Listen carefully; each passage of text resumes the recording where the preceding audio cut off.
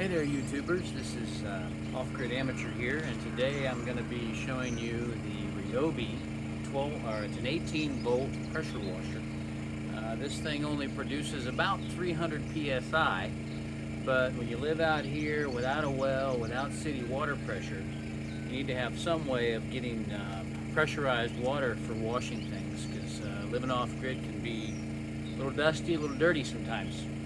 So I acquired this guy right here. It's available at one of the big box home improvement stores. You can get it online, but it just takes this 18 volt battery. I got that OnePlus system. It's really good for that. A lot of my tools are the 18 volt.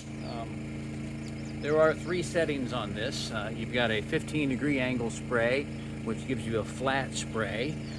You're going to have rinse, and then there's going to be one marked turbo, which is kind of like a circular rotating pattern to the spray.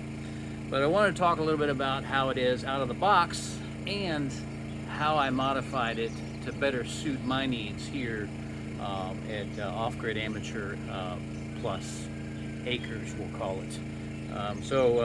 Before I go any further, I just want to talk about it, like, you know, if you guys like the content, there's lots of off-grid related stuff. The plus in the name happens to do with the random things that I post content about. Could be chickens, could be gig economy things that have to do with DoorDash, Grubhub. I got some of those coming. Ryobi, I've already done the Amazon Flex videos.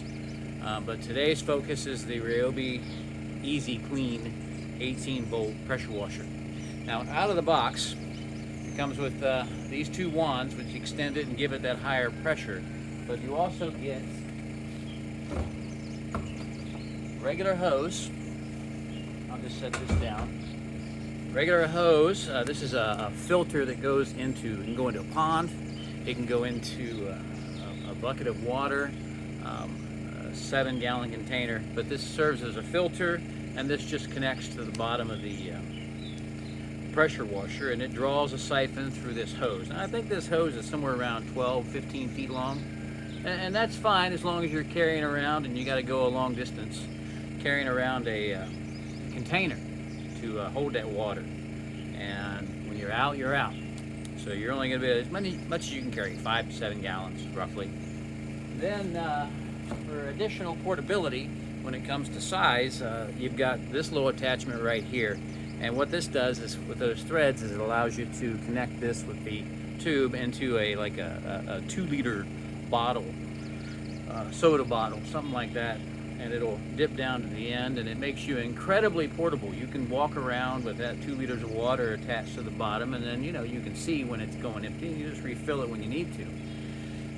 But out here, off the grid, you see the solar panels, I've got these water containers. Okay, the one in the back is the one that I keep my primary water in, and when it gets full and it's still raining, I siphon additional water out of my catchment drum behind that building and put it in this container. Now, this container is covered in plastic, but it's not insulated.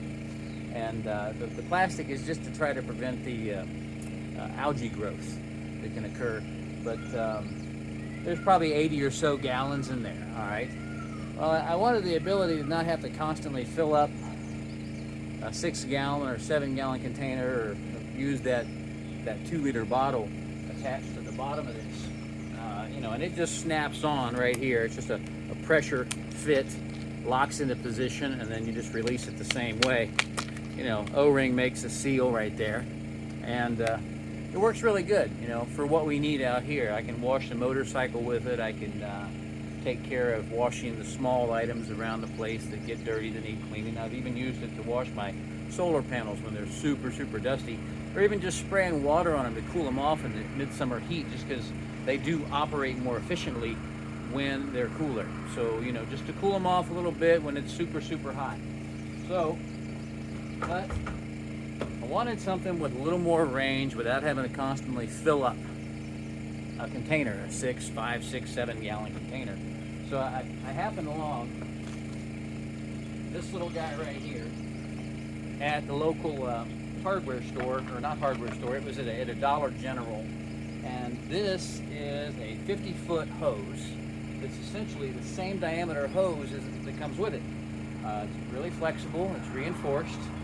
It just looks like a regular garden hose, but it's smaller diameter. And that's important because true living outdoors, like 12 bucks hose hanger combo.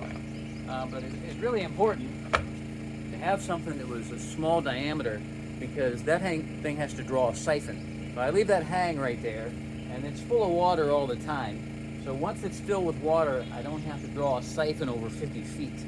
But unwinding that allows me to have a 50-foot range with this portable washer. Drag it all the way across my porch and wash off all the dirt, debris, dust, whatever gets on there. And a lot of the things, anything that's within 50 feet of this container, and not have to drag, 5 to 7 gallons around the yard. So it just makes it fast, easy, and convenient for me to do that. You just have to cut the ends that are on it off. So I had to cut the ends that were on this hose off, and then adapt or take the fittings off of one of those hoses. I had another one, and install it so that it can be fit directly on to the pressure washer. It just pushes on like so, and you're going to see it takes a moment for it to reestablish that siphon, but once it does, good solid spray. You've got the rinse mode, which, just a gentle spray. And then finally, you get this dialed in, and that shoots out a rotating pattern spray. It's a little more aggressive at breaking up stuff that's really caked on. This thing right here has really, really been helpful out here because I don't have a well. I don't have a pressurized water system that contains more water at any given time than, say, like 40 gallons. Well, if you use a pressure washer that requires electricity and has to have pressure behind it, you're going to burn through that 40 gallons before you realize it. And that's the water that I use in my house, for washing the dishes and bathing or drinking, So just general water usage. But adding that garden hose has been a real game changer when it comes to how I use this pressure washer and how easy it is for me to set up, because I don't have to take the time to fill up that container and lug it around. Now, I could bring the motorcycle over here in the grass and wash it, but I prefer to leave it in the driveway. So I think, and I haven't tried it yet, I think I can reach it as long as I pull the bike right up next to the house. Either way, I'll probably try it out this week, get the bike washed up, and be able to get out and go for some rides here soon. But that's how I modified it. So if you don't have a lot of options as far as like pressure washers, that's a really good one. It's not going to give you 1600 psi, like I said, right around 300 is the max. But it's been fairly reliable. You just got to have batteries that are charged, and extending that range with that hose, that modification really makes a difference. All right, so this is Off-Grid Amateur Plus. Remember, the Plus is for stuff that's not really off-grid related, just stuff I'm interested in. And if you like the content, like, subscribe, just takes a minute. Either way, Off-Grid Amateur signing off. Thanks for